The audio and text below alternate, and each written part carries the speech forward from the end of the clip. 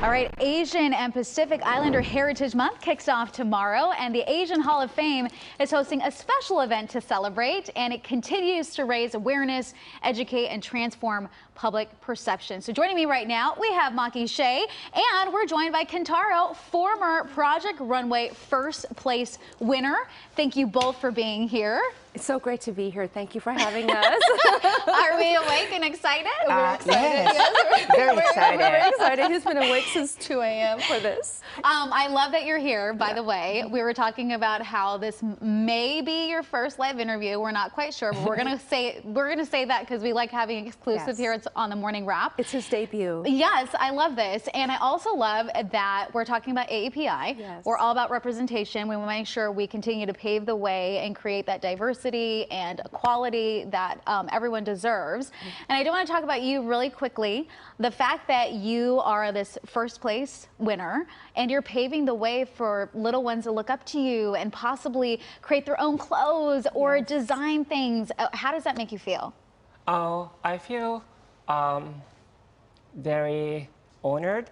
Like I was able to inspire Asian people here in America, and I came here to this country when I was 21, worked hard, and won the Project Runway season 16. Now I became the fashion department chair at Idlewild Arts Academy. Yes. That's great. Yeah, so like for this wonderful event, I'll be happy if I'm able to share my experience in the fashion and the music. So And Kentaro is so humble. He didn't even come here to study fashion. He came here to study piano, classical piano at USC. Wow. Oh my gosh, look at you. It's amazing. You're an artist. yeah, I like it this way. You know, the different things, like just like cooking different ingredients and mix them together.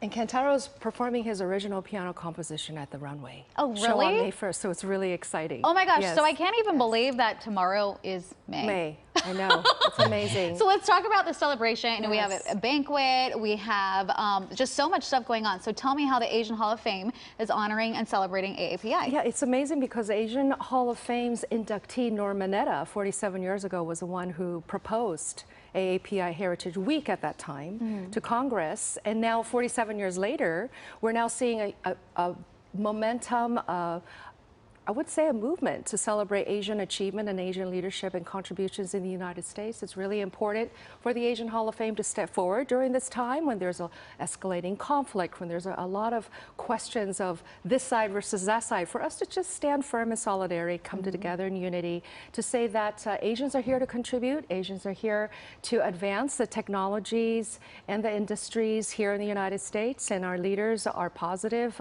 examples and role models for everyone. So I know that the event that we have tomorrow, Yes. right, is one way that you are raising awareness, that you're trying to keep the momentum going. Tell me what's happening tomorrow. This is the 20th anniversary celebration, right? So Asian Hall of Fame is in our 20th year. It was started 20 years ago in Seattle, and now it's really become a national platform and a global experience. But the Celebrate Asia Festival on May 1st is a way to gather all our luminaries and our media, as well as artists, to announce our official class of 2024, who are going to be honored at the Biltmore, Los Angeles in October. But tomorrow is a way also for us to fundraise for the Asian Women Impact Fund.